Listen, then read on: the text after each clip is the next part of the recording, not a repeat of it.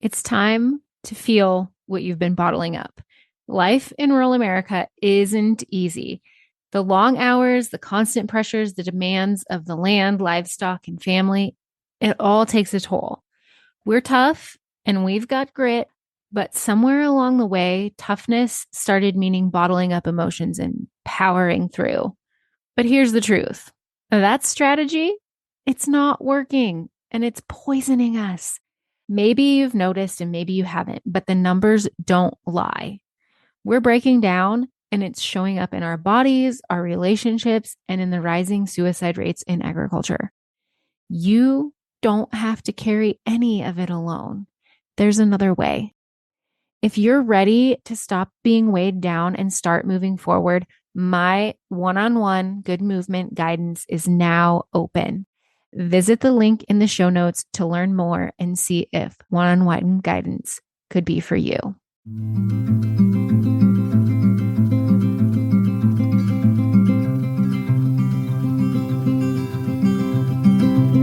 I'll carry you, you carry me, we'll help each other through it. Come on and see, good movement draws good movement.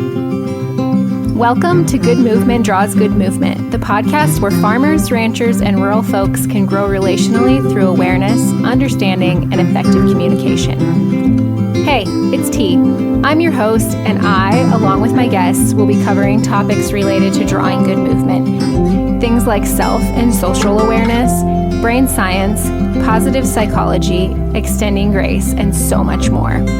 We'll share tools that can help you understand why you are the way you are, why others are the way they are, and how you can use that to step out of self-told lies with grace and compassion to draw good movement in conversations, relationships, and life in rural America. Let's go draw good movement.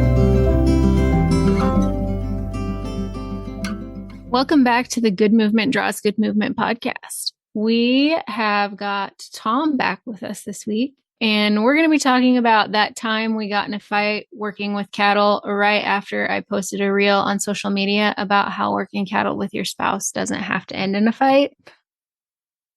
Honestly, I was feeling like a big old hypocrite after I posted that. And then we got in a fight.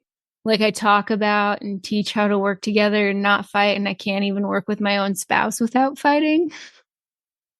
But the more I thought about it, the more I realized I'm not a hypocrite.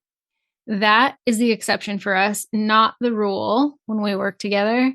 And more importantly, it's a testament to the fact that this good movement stuff takes constant work. It's not a one and done, I've learned it all, mastered it all, do it perfectly all the time sort of thing.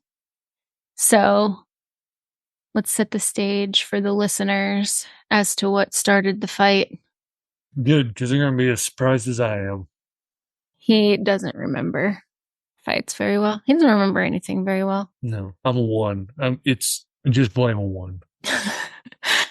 He doesn't remember things that have happened very well, and I don't remember things that I need to do very well. 100% true. So we balance each other well, kind of. Anyway, it was a Saturday morning, and the cows were in a pasture where we should have been able to see them from the house. And you were looking out the window, and you're like, I can't see the cows. Maybe we should go check and make sure they're still there. I was trying to be romantic, and it was going to be like a day date.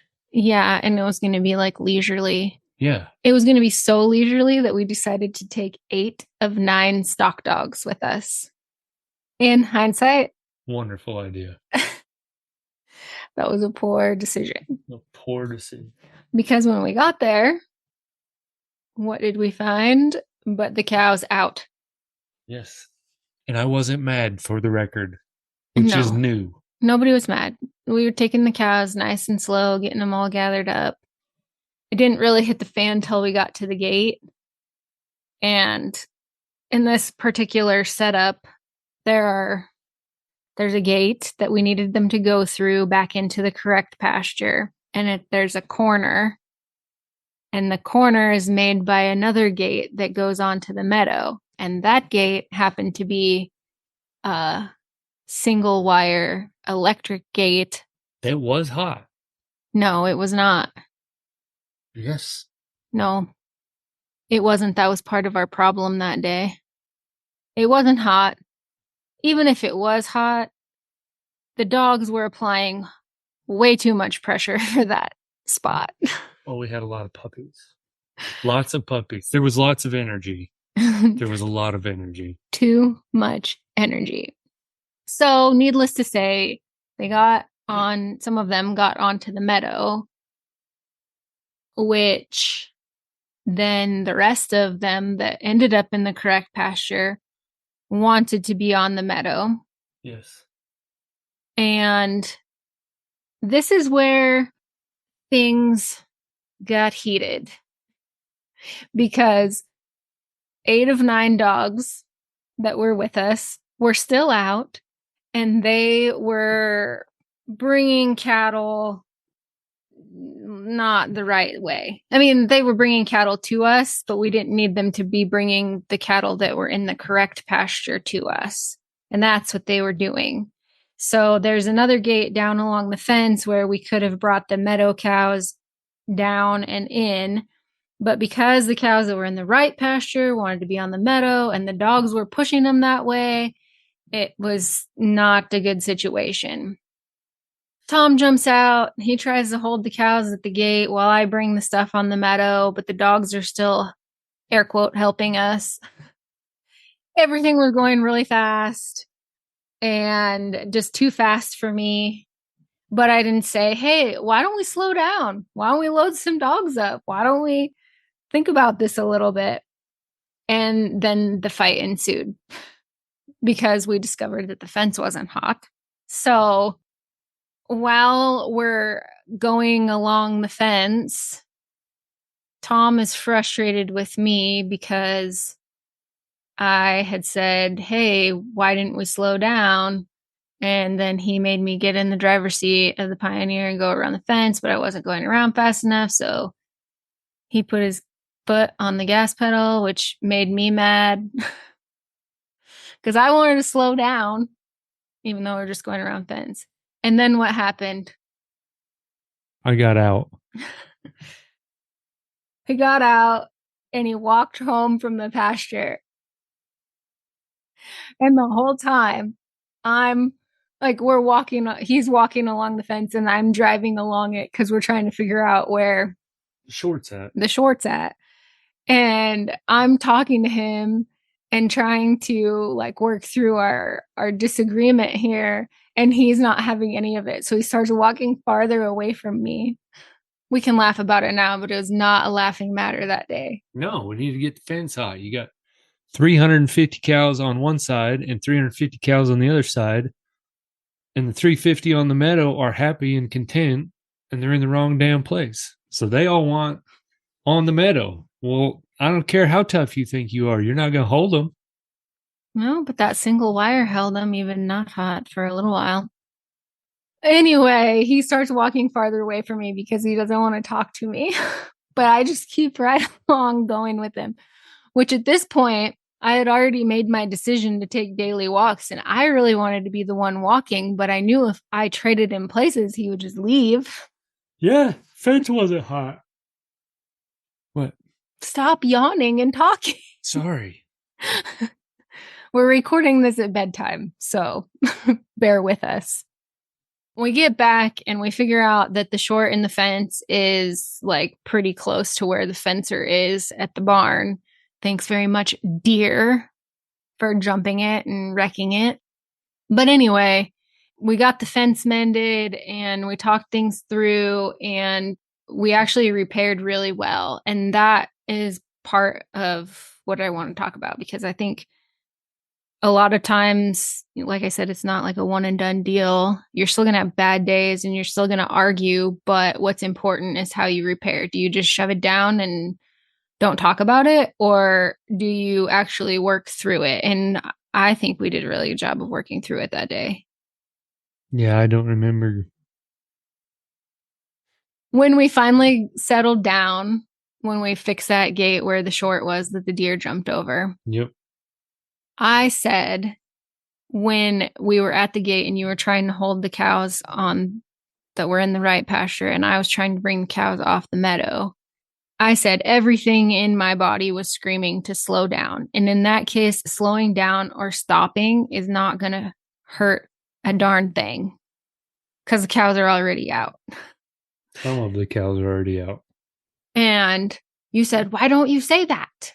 And I said, because sometimes in my own type 9-ness and my wanting to protect myself, I feel like sometimes I'm dinged if I do and danged if I don't in that moment. If I say something, it might not go well. And if I don't say something, it might not go well. And so then you said, well, next time we're in that position and things are moving too fast, you told me I can't guarantee how I will respond, but please just like maybe try to tell me to slow down or ask me to stop or say something of that. Well, we haven't had that situation come up again, but at the end of the day, I admitted where I could have done better. You admitted where you could have done better. And we both were like, we're still works in progress. Yes. Yes, you remember? Or yes, we're both still works in progress. Yes. Oh, maybe this could have been a solo show. Maybe. I mean, you're doing a lot of the recalling for us here. Sorting cattle turned screaming match, unspoken or unmet expectations, unclear hand signals, taking a tongue lashing while backing a trailer, older generation this, younger generation that. If you're in agriculture, chances are you related to at least one of those. These breakdowns in communication have become commonplace in our industry. They become so regular, in fact, that the internet abounds with memes and TikTok videos joking about those very things. But is the humor found in the breakdowns worth the harm it causes in relationships and to our mental health? Good Movement one-on-one coaching and group trainings are designed to prevent these communication breakdowns by helping farmers, ranchers, and rural folks grow relationally through awareness, understanding, and effective communication. Visit the link in the show notes to see if a Good Movement group training or one-on-one coaching membership is right for you. Well, this is a really good example, I think, of how, like, you and I have been doing the Good Movement thing with cattle for a lot of years. We've been doing the Good Movement thing with other humans and specifically each other for 2-3 years now. Yeah, I think. And even though we're pretty well practiced, we still sometimes have fights. They're not like physical fights, they're just like disagreements. And I don't know what it is about a spouse, but there's a difference. There's a separation between a spouse and other people. You feel more comfortable with your spouse, feel more comfortable to let your anger out, even if it's not really directed at them. Yeah, like or I caused by wasn't them. like I was upset with the situation, right? Like I have a goal and that's to get things right. But in all honesty, what probably would have been right is for me to just get the hell out of the way and let the cows on the meadow and just be done. And the next day they're going to want out off of it. And back in the hills, you can gather them with a butterfly net. But I'm stubborn and I don't like to lose because I don't know how. And I'm going to win. And I don't care who gets in the way. I'm going to win. Yeah, we did win that day. After we got the fence hot, we went back out and like you asked me what I thought would be the best. And I told you, and we did that. We had to change it up a little bit because the cows didn't go exactly where I thought they'd go. I thought they'd go straight out. We have like a lot of gates on that meadow, and we were going to trick them and take them across a fourth pasture that day into the back into the one they're supposed to be in. But they didn't go straight, so they couldn't go across that pasture. They went to the left. So I stayed back and pushed the cows that were in the correct pasture out of the corner where they were. You went around and brought the meadow cows through the gate. Oh, meanwhile, in the middle of all the fighting, I have a young dog who is really sensitive to Tom's presence the way it is. And so when Tom started getting heated and we started getting heated, he totally left in that deal. Like, couldn't find him to take him back. And so we got back before we fixed the fence. And Tom's like, you still have a dog out. And I'm like, yeah, I know. He was talking about like a dog out of his kennel. He thought that Runt came back with us. But when we got out there to fix everything with the cows after we got the fence hot, he's like, hey, there's your dog. And I'm like, yeah, I know. I forgot we left him out there. I forgot all about that. But it was kind of nice to have him because he helped me hold those cows that really wanted on the meadow while you brought those other ones behind. But we did end up winning once we slowed down and like got our own emotions and energies under control. I don't know that I was under control. I mean, there was 3 cows that ended up back on the meadow. And well, they didn't end up back on the meadow. They just didn't go through the gate, right? No, they went back on the meadow. Back on the meadow, and they came back with some energy. No, I got them like a couple days later. No, I had 3 go out on the meadow, and they came back through that gate. I brought them heatedly. No, I got them a couple days later because you said it wasn't worth it. No. Yep. Yeah, there was 2 that stayed out there. There was 3 originally. I brought 2, and then we shoved 1 more out as we were going down the. Who remembers things? Yard. Who remembers things? Well, I remember going across that meadow at a high clip. Anyway. 2 blacks and a red. We got the cows back. Yep. But the point is, even though we're well practiced at this, we still have arguments. The difference is those are the exception and not the rule. Yeah, definitely. Yeah, we don't get out of whack too often. I mean, when we sorted the calves before they, like when we sex and size sorted, that was not going very well that day. No, that was a long day. They did not want to walk by us. They didn't want to. But that day, instead of getting, frustrated with each other and the calves and bringing our energy up and getting pissed off, we slowed it down and trained.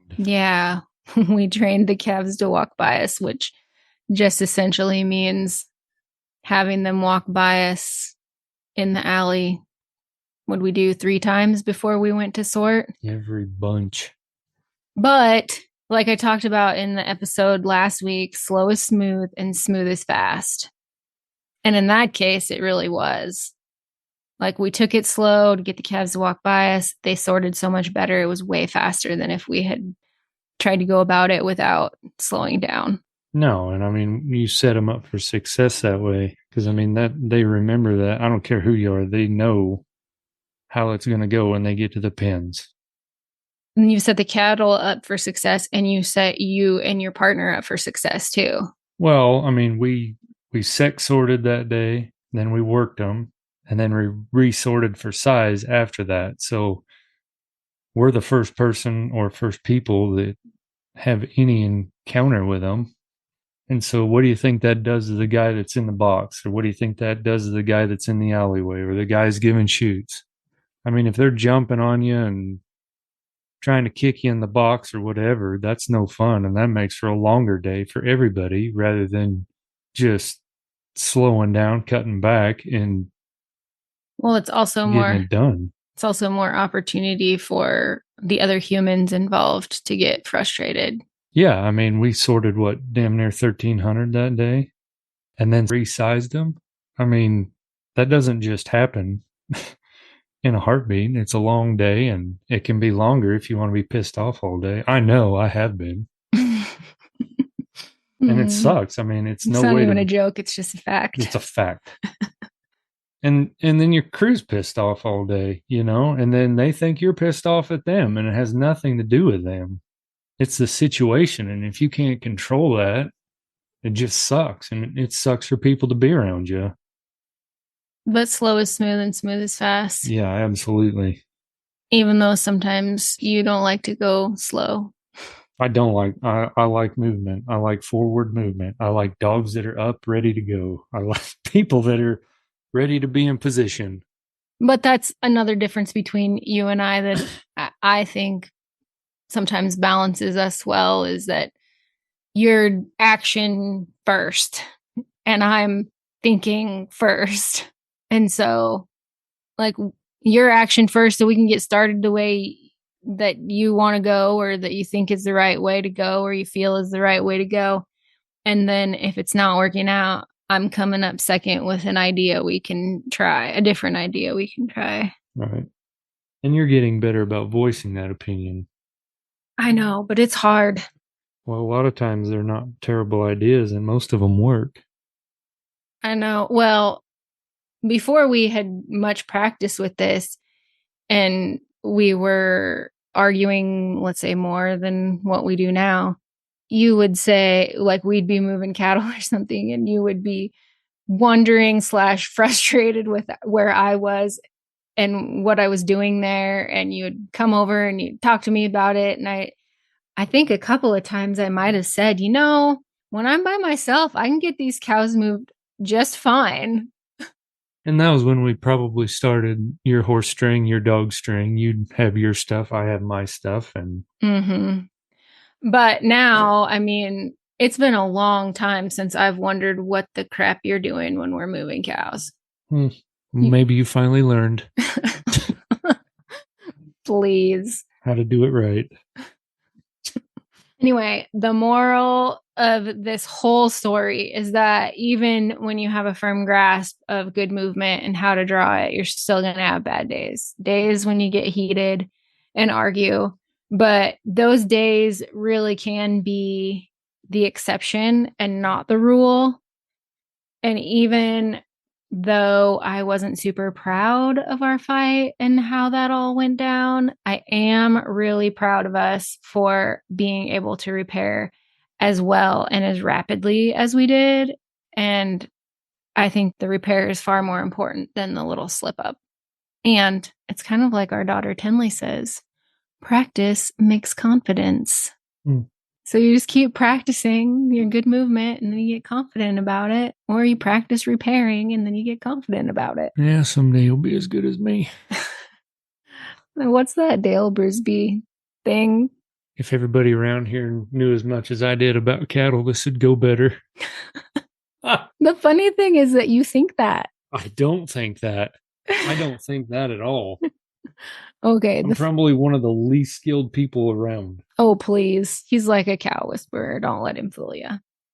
Well, it's past our bedtimes, and so we're going to hit the hay. Is that what you say? It's past your bedtime. Get it? Pasture? That's what I live with. That is... I never met a pun I didn't like. Anyway, until next time, draw good movement. Thanks so much for tuning in. I'm so grateful for you. If you found value in this episode, I'd love for you to share with others who might also benefit from tuning in. Share by word of mouth, send it in a text, take a screenshot and post it on social media, or share however you prefer. And if you haven't already, hit the follow or subscribe button so you never miss an episode. Until next time, draw good movement.